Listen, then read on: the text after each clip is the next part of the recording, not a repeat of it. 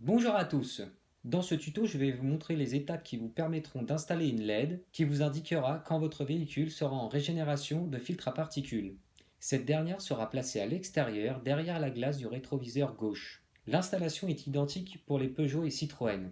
Pour ma part, elle a été réalisée en mai 2012 sur mes deux 308 HDI qui ont aujourd'hui 190 000 km et 80 000 km. J'ai depuis ce jour plus jamais loupé une seule régénération de mes filtres à particules.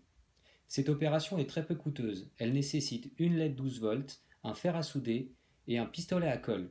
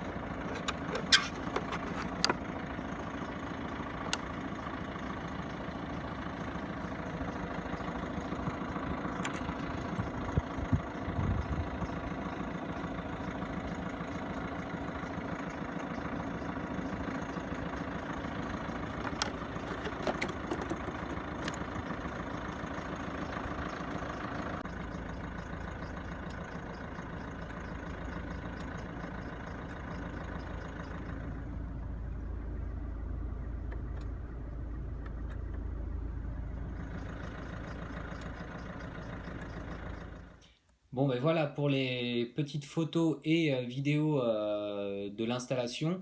Je n'ai pas été en détail car ce n'est qu'une soudure sur la prise du dégivrage de votre rétroviseur. Comme vous avez pu voir sur les photos, votre miroir a deux trous sans teint, donc c'est assez facile d'y placer une LED pour voir à travers la glace une fois qu'il est remonté et que ça reste discret et invisible. Aussi sur les vidéos que j'ai mis à la fin, on voit que je montre le dégivrage à l'intérieur du véhicule des rétroviseurs et de la lunette arrière. C'est tout simplement parce que votre filtre à particules utilise cette source d'énergie lorsqu'il se lance. Donc c'était pour vous faire voir que ça fonctionnait et rouler un petit peu. Et lors de la prochaine régénération de votre véhicule, vous allez voir que cette LED s'allumera d'elle-même. Et donc, il faut savoir que ça dure une dizaine de kilomètres ou en temps entre 10 et 15 minutes.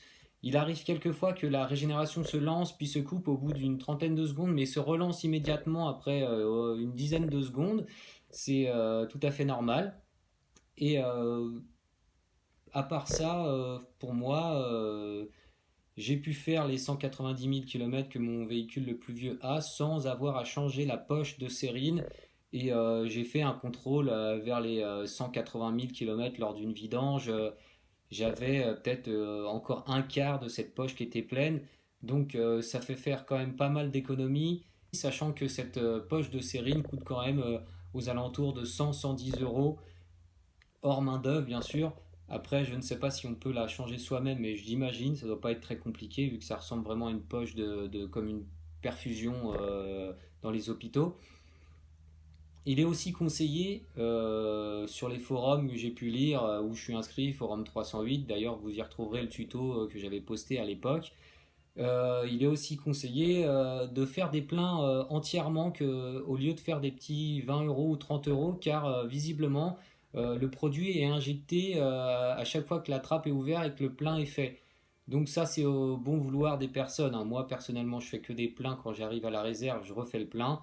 Mais bon, le résultat est là. J'ai pas loin de 200 000 km avec aucun problème sur mon FAP et aucun problème avec le produit additif.